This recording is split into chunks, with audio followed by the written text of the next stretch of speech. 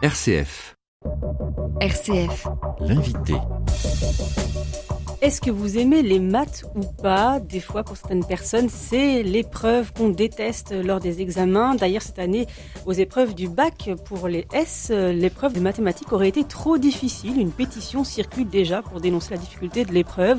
Alors, vrai ou pas, c'est pas ce qui nous intéresse ce soir. Nous, on va vous faire aimer les maths avec le festival La Nuit des Maths qui se déroule à la fois en Touraine et dans le Loir-et-Cher. Mais on va s'intéresser surtout à Tours, le programme de ce samedi avec l'association La Nuit des Maths présidée par Jean-Christophe Delédic qui est notre invité ce soir. Bonsoir. Bonsoir. Jean-Christophe, merci d'être avec nous donc pour cette Nuit des Maths qui existe depuis quand alors ce festival ? Depuis, ça dépend comment on compte, c'est la 4e édition, ça fait donc 3 ans.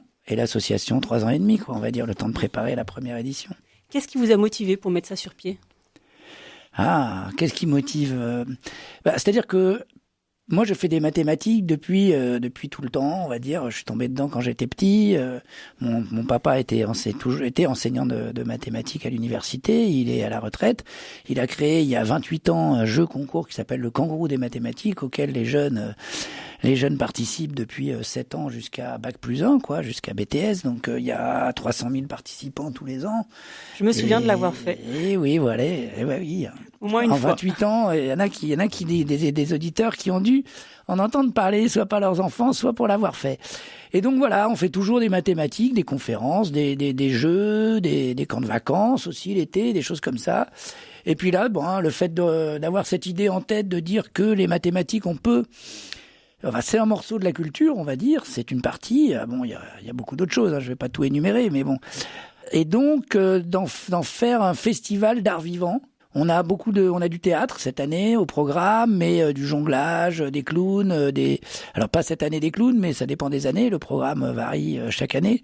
L'esprit, c'est donc de populariser les maths, de les rendre attractifs. Et de faire des maths avec les arts vivants, c'est-à-dire d'en faire vraiment un festival, pas que des conférences. Il y a qu'une seule conférence de mathématiques qui va intéresser effectivement les gens qui cherchent en mathématiques, les professeurs, les élèves à partir de la 3e, on va dire, et lycée, voilà. Mais à part cette conférence d'Ivar Ekland qui est assez mathématique, sinon tout le reste c'est vraiment du spectacle, de l'art vivant, avec un festival, c'est-à-dire des stands aussi où on peut venir gratuitement jouer aux échecs, aux dames, à la Ouélé. Le Palais de la Découverte sera là avec un stand aussi d'animation.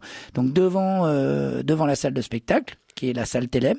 On va redétailler un petit peu tout ça. Il y aura tout ça, voilà. Donc c'est vraiment l'idée, c'était de faire ça, de faire un festival vraiment, un festival où on s'amuse, où on voit des spectacles. Et vous pensez que les maths souffrent toujours d'une vision parfois un peu négative ? On trouve que c'est trop compliqué ? Une matière qu'on peut détester, mais vous me direz comment on peut détester le français aussi. Oh non, allez, prenez un violon, vous verrez, c'est pas compliqué du tout. Non, il n'y a pas que les maths qui sont compliquées. Peut-être que ce qui est un peu gênant, c'est qu'on s'en serve parfois pour discriminer, pour orienter dans des filières, etc. Et donc du coup, effectivement, si on faisait ça avec le football, je pense que beaucoup de gens n'aimeraient pas le football. Si c'était pour classer les élèves, voilà, pour faire une sélection. Donc c'est vrai que du coup, ça peut être un peu difficile. Du coup, on a envie de s'accrocher aux notes. Mais bon, tant qu'on est à l'école, tant qu'on est au collège, on peut ne pas trop y faire attention, sauf pour le brevet peut-être, d'accord. Et puis voilà, et puis prendre le plaisir, parce que la plupart des mathématiciens après cherchent. D'abord, il y a le plaisir de chercher, on trouve pas toujours, et puis il y a la jubilation quand on trouve. Alors, vous l'avez dit, c'est devant et nécessairement dans la salle Télème ce samedi à Tours, donc ce festival La Nuit des Maths, ça s'appelle La Nuit. Pourquoi ? Parce que finalement, ça a lieu quand même la journée. Eh oui. Alors finalement, on a un peu mis un sous-titre là cette année, c'est-à-dire que c'est un événement pour mettre les mathématiques dans la lumière. Mais c'est vrai qu'on voulait faire une nuit la première année, ça avait duré jusqu'à 1h du matin. L'année prochaine, ça va effectivement durer à cheval sur le samedi et le dimanche et la nuit entière. Et alors pourquoi ce titre ? Eh bien, parce qu'effectivement, on pensait, mais on le fera peut-être dans les années suivantes, faire des choses la nuit. Alors là, il y a plusieurs soirées, on va dire, puisqu'il y a des soirées ici, une soirée cinéma. Bon, il y a 3 soirées avant à Blois. Cinéma, maths et bande dessinée avec la maison de la bande dessinée à Blois, et puis un petit spectacle autour du zéro. C'est du théâtre aussi vendredi à Blois. Puis donc voilà. Ça, on peut toujours aller voir nos voisins. Donc voilà. Si on est motivé déjà, est-ce que vous avez eu des retours des personnes peut-être qui sont ressorties du festival en aimant les maths, peut-être plus déjà que... Oh, sûrement. Alors, on a eu des retours par le livre d'or qui circule à la fin des spectacles et que les gens remplissent, par évidemment les courriers électroniques et choses comme ça. Alors, il vient quand même pas que des Tourangeaux. Il vient à peu près un tiers de Tours, un tiers de la région et un tiers en dehors de la région. Ah, vous attirez donc déjà en dehors de la région. Oui, bon, c'est surtout des Parisiens aussi qui peuvent venir assez facilement, mais il y en a de Bordeaux, et il y en a d'un petit peu partout. C'est vrai qu'après, la région a d'autres attraits qui font qu'on peut y passer 2-3 jours facilement. On passe une journée à faire des maths et puis après on peut visiter les châteaux ou autre chose. En tout cas, effectivement, oui, non, les gens aiment, les familles, les enfants qui viennent, les enseignants aussi qui voient que les maths, ça peut être effectivement source de plaisir et de partage. Ça peut être des idées peut-être parce qu'on pour vient une à nouvelle plusieurs. pédagogie. Ah oui, il y a des idées un peu pédagogiques. Bon, cette année, on passe un film qui s'appelle Le Maître et l'Enfant sur l'école Montessori, par exemple.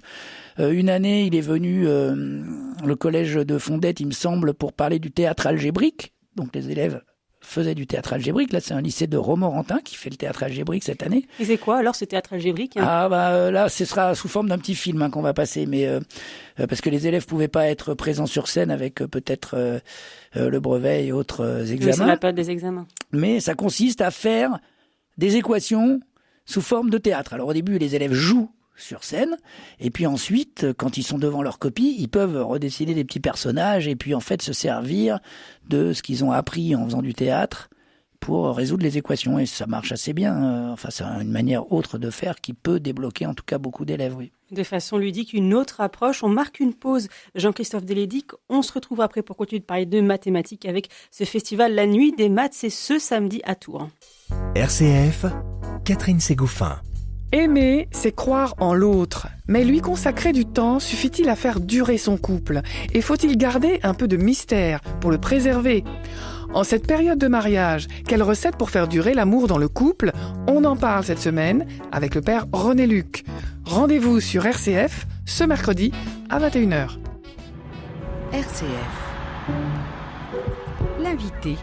La Nuit des Maths, c'est ce samedi à Tours. On en parle avec Jean-Christophe Delédic, le président de l'association organisateur donc de ce festival, 4e édition déjà. Populariser les mathématiques, c'est la grande idée pour aller assez vite. On l'a vu en première partie, c'est quand même assez ludique. Il n'y a pas que des conférences, il y a aussi de la magie par exemple. Alors, est-ce que la magie a un aspect mathématique? Bien sûr, là le mathématicien vient le mentaliste magicien vient du Mans. Donc pas très loin, Mathieu Chénaud, et oui, il y a beaucoup de trucs d'abord qui sont mathématiques dans la magie, et puis là dans le mentalisme, on va dire que l'approche, les techniques qu'ils utilisent, enfin je dis ils, les mentalistes en général, et celui-ci en particulier, sont quand même assez scientifiques. On étudie le non-verbal, on étudie ils observent bien les personnages avec qui ils sont, être en synchronicité avec eux pour essayer de que les uns et les autres se transmettent ce qu'ils pensent, par exemple, ou s'ils pensent à une carte, s'ils pensent à un nombre ou à un dessin. Donc il y a quand même c'est pas forcément beaucoup de maths, mais il y en a un petit peu dans ce spectacle. Et puis un aspect scientifique quand même, c'est pas ce qu'on va voir, c'est pas des grands tours de magie avec des appareils, des miroirs ou des choses qui font croire à de l'illusion. C'est vraiment, moi je trouve que ça a effectivement un côté intéressant, même pour les profs. Il y a des enseignants d'ailleurs qui utilisent la magie dans leurs cours pour intéresser les élèves, pour leur faire des petits calculs, parce qu'il y a des trucs qui se font par calcul. Et calcul mental pour... Voilà, des petites astuces comme ça. Donc voilà, ça va plaire à tout le monde, parce que là c'est vraiment tout public. Et même pour, comme je viens de le dire, même pour les enseignants, pour les parents, et surtout pour les enfants qui vont pouvoir faire des trucs après. Intéressant. Tout comme le théâtre aussi, avec la leçon de Ionesco. Alors, qu'est-ce que ça vient faire là? Eh ben, la leçon de Ionesco, donc c'est le théâtre de la Huchette à Paris, qui joue Ionesco et qui joue la leçon et la cantatrice chauve depuis 61 ans. Oui, à un moment donné, bon, l'élève, parce qu'il y a un élève, un professeur... l'élève cherche à faire 2 plus 2 ou 6 plus, 6 fois 7 ou 7 fois 8, c'est pas facile, 7 fois 8. Bon, on se trompe sans arrêt et puis le professeur dit vous aurez jamais votre brevet. Enfin, il dit pas votre brevet à l'époque, mais parce que c'est trop compliqué, vous arrivez même pas à faire 7 fois 8. Vous arriverez jamais à faire 372 712 multiplié par 514 et puis là la réponse tombe instantanément. Bon voilà, et puis après c'est le style un peu absurde, un peu aussi humoristique de Ionesco bien sûr. Bien sûr propre à cet auteur. Donc du théâtre, on l'a vu, de la magie également, des conférences. Alors vous l'avez évoqué rapidement, on va d'abord d'abord s'intéresser à celle dont vous ne nous avez pas parlé encore. Comment ne pas savoir de quoi on parle avec précision? C'est quoi cette conférence? Il faut venir écouter. Donc, en tout cas, c'est Michael Launay qui a une chaîne YouTube de mathématiques avec 200 à 300 000 abonnés. Donc, c'est une importante chaîne YouTube de mathématiques. Pour ceux qui pourraient pas, qui seraient malades au dernier moment samedi, effectivement quand même allez jeter un œil sur sa chaîne. Sinon venez l'écouter, c'est toujours passionnant, très pédagogique, on comprend vraiment tout ce qu'il essaye de nous faire passer, que ce soit des notions parfois très faciles auxquelles on s'attendait pas, ou bien des notions parfois un petit peu plus difficiles. Et donc là, comment ne pas savoir de quoi on parle, mais avec précision. Toujours de la précision, on est un peu dans le registre du cours finalement, mais sous forme de spectacle. Et vous l'avez annoncé tout à l'heure, Ivar Eklund donne une conférence. Ce sera à 18h à la salle Telem, toujours. Tout se passe à la salle Telem. Alors, le tour du monde en 80 équations. Et qui est ce personnage, cet universitaire ? C'est un mathématicien assez connu dans le monde des mathématiciens parce qu'il a écrit beaucoup de livres de popularisation des maths, on peut dire, de diffusion de la culture sur le chaos. Il a aussi fait sur le chaos avec un auteur de bande dessinée, Étienne Lécroard, une bande dessinée sur le chaos, donc qui peut se lire aussi très facilement, assez humoristique. Et un de ses derniers ouvrages, c'est Le syndrome de la grenouille, dont on connaît peut-être l'histoire et donc qui a un rapport avec le changement climatique et avec l'attitude citoyenne d'aujourd'hui, puisque la grenouille on la met dans de l'eau fraîche et puis petit à petit l'eau est tiède, on la fait chauffer, la grenouille se sent bien, se détend de plus en plus dans cette eau chaude et puis au bout d'un moment l'eau est tellement chaude qu'elle s'endort à moitié, puis on la fait bouillir et elle peut pas sortir à ce moment-là parce qu'elle est trop ramollo et c'est fichu. Donc voilà, il faut voir la métaphore avec le fait que quand est-ce qu'on va réagir au changement climatique et à un certain nombre de phénomènes qui nous arrivent en ce moment. Les maths et la nature, l'environnement. Donc voilà, il y aura ça aussi, c'est-à-dire il en parlera, faut venir l'écouter. Donc ça c'est à 18h. Et oui, vous nous donnez un avant-goût. Est-ce qu'on a fait le tour du programme? J'ai oublié quelque chose? Il y aura vraisemblablement, peut-être une surprise après la leçon, et puis donc entre les spectacles, et bien comme on le disait au début de l'émission, beaucoup de jeux, d'animation dehors gratuite, un tapis-rinte, la restauration, de quoi se rafraîchir parce que je crois qu'il va faire chaud.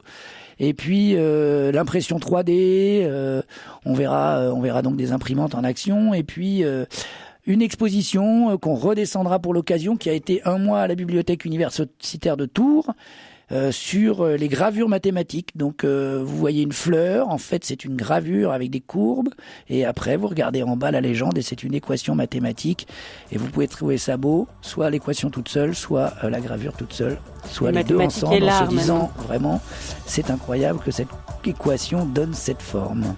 Alors j'espère qu'on aura fait changer un peu d'avis ceux qui n'aiment pas du tout les maths. La nuit des maths, donc c'est ce samedi à Tours, notamment salle Telem, on l'a vu, au pied de la salle, à l'intérieur de la salle, avec Jean-Christophe Delédic, président de l'association de la nuit des maths. Merci d'avoir été avec nous. Vous voulez sans doute attirer l'attention des auditeurs sur le fait qu'il faut réserver pour certains spectacles.